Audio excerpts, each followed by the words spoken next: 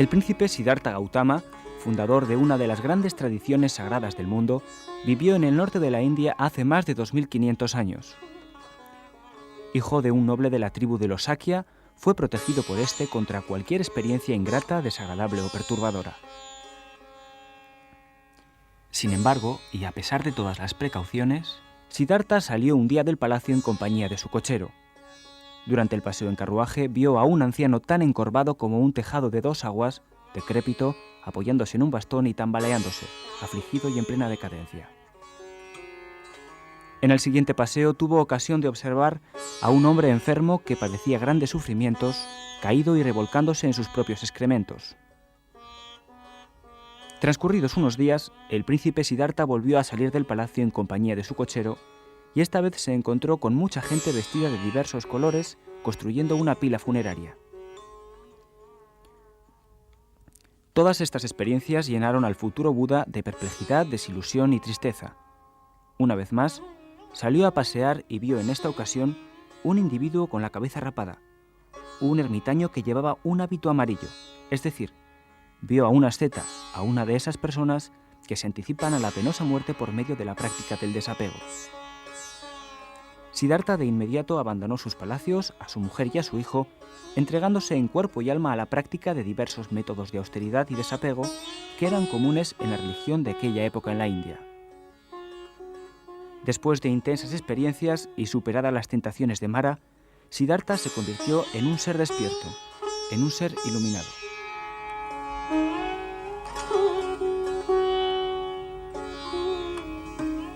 Toda la doctrina budista está resumida en las denominadas 4 nobles verdades. El Buda formuló la primera noble verdad del siguiente modo: esta, oh monjes, es la noble verdad acerca del sufrimiento. El nacimiento es sufrimiento, el envejecimiento es sufrimiento, la muerte es sufrimiento, la presencia de las cosas que odiamos produce sufrimiento, la separación de las cosas que deseamos causa sufrimiento, no obtener lo que deseamos ocasiona sufrimiento. Los 5 agregados de apego a la existencia producen sufrimiento. Básicamente, la primera noble verdad considera que el sufrimiento es o forma parte de la existencia del hombre. Sir Edwin Arnold ha plasmado la imagen del sufrimiento en su célebre poema La luz de Asia del siguiente modo: entonces exclamó, mientras su rostro levantado lucía en candente pasión de amor, inexplicable y con el ardor de una esperanza, sin límites e insaciable, oh mundo de sufrimientos, oh conocidos y desconocidos de nuestra carne común, apresados en esa red común de la muerte y el dolor y de la vida que nos ata.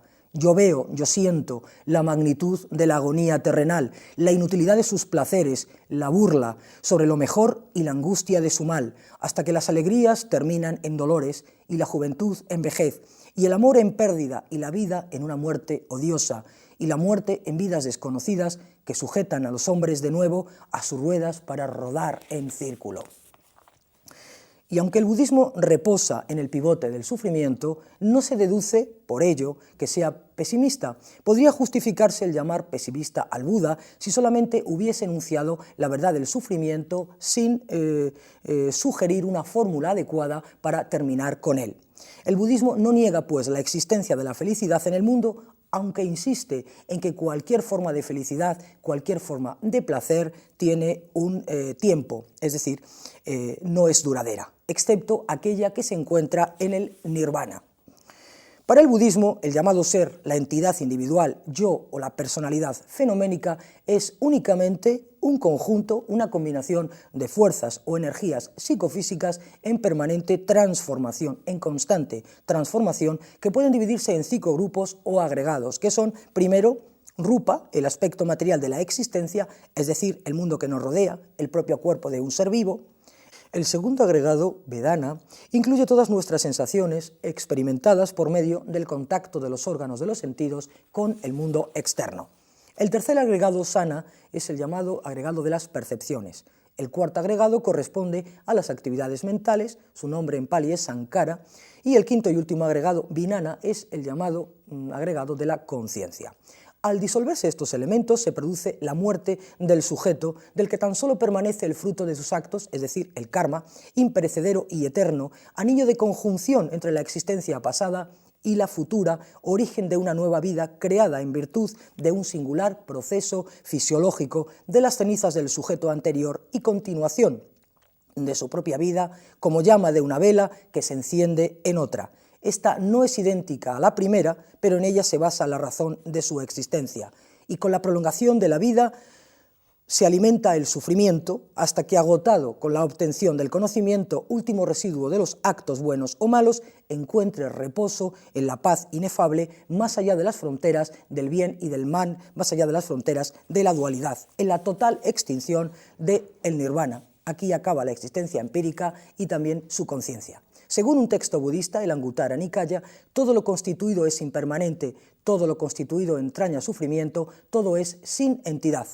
El budismo, según Harvey, considera que no hay ninguna necesidad de postular un yo permanente y explica el funcionamiento de la personalidad en esta vida y en el paso de una a otra en términos de una corriente de procesos cambiantes y condicionados. El carácter doloroso e impermanente de los 5 agregados es uno de los temas centrales de la literatura budista. Lo doloroso se funda en la no sustancialidad y la impermanencia y la índole no sustancial de los agregados que forman la personalidad. El budismo deduce la inexistencia de un sí mismo, lo que es transitorio y por ende doloroso no puede constituir un sí mismo. El reconocimiento de la no sustancialidad de los agregados contiene ya la visión intuitiva que conduce directamente a la liberación. Sobre el sufrimiento, el Udana, un importante texto budista, señala lo siguiente: este mundo sumido en el sufrimiento, dominado por la sensualidad, proclama que su ser es dolor. De cualquier manera que uno imagina algo, eso resulta diferente. El mundo es inestable, sujeto a la existencia, goza con la existencia. Lo que lo hace gozar es para él fuente de temor. Aquello por lo que temes es fuente de sufrimiento. La vida religiosa es practicada para liberarse de la existencia.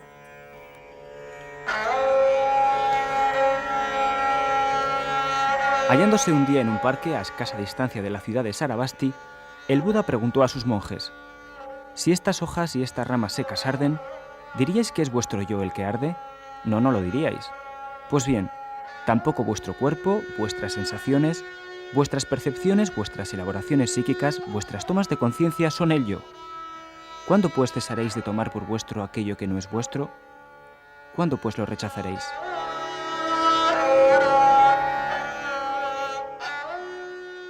Si en la primera noble verdad se describe todo aquello que se considera sufrimiento, principalmente las experiencias y procesos por los que pasan los seres humanos sin iluminar, en la segunda se explica cómo se origina, mantiene y perpetúa dicho sufrimiento, o dichas experiencias y procesos propios, insistimos, de los seres sin iluminar.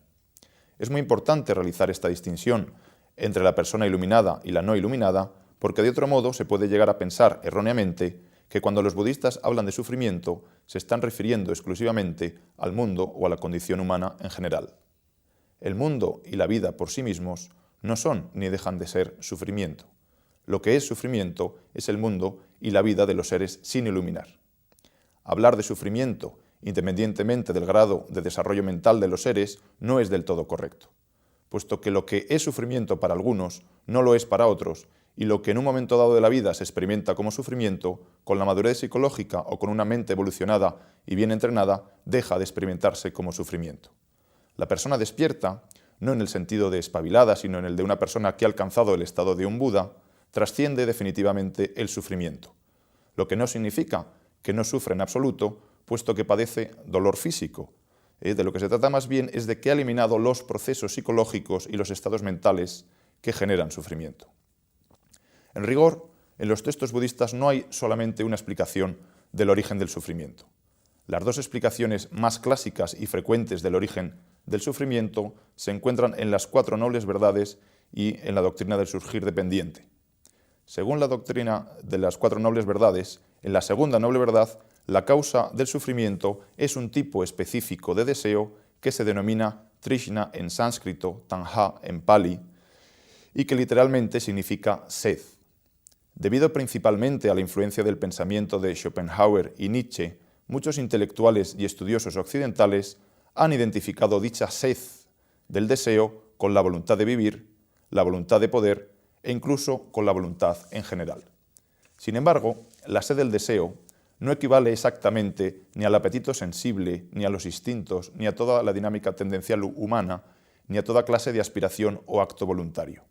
La sed hace referencia a una clase de deseo específico, intenso y adictivo que va asociado siempre a una serie de factores mentales como por ejemplo la avidez, la codicia, la avaricia, la lujuria, el egoísmo, el odio, la aversión, la irritación, la ofuscación, etc.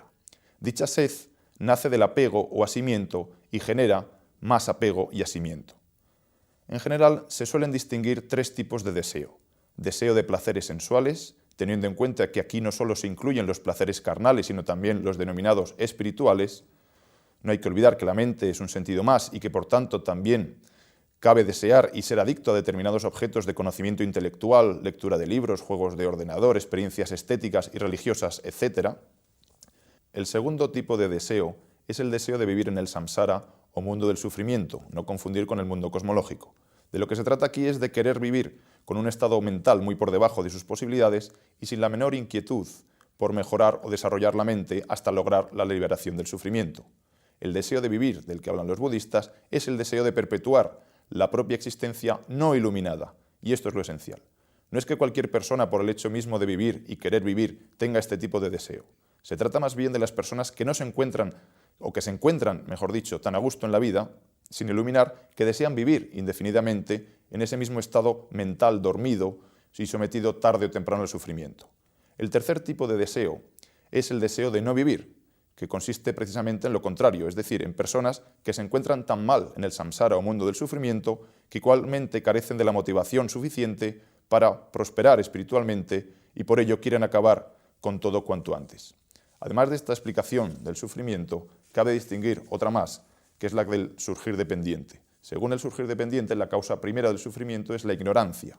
Esa ignorancia consiste básicamente en un conocimiento defectuoso de las tres características de la existencia, a saber, en ver lo impermanente como permanente, lo que es sufrimiento como felicidad y lo que es insubstancial como substancial.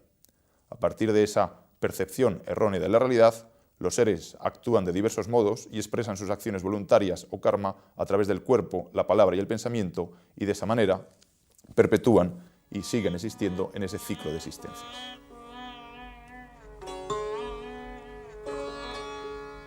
¿Y cuál es, amigos, la noble verdad del origen del sufrimiento?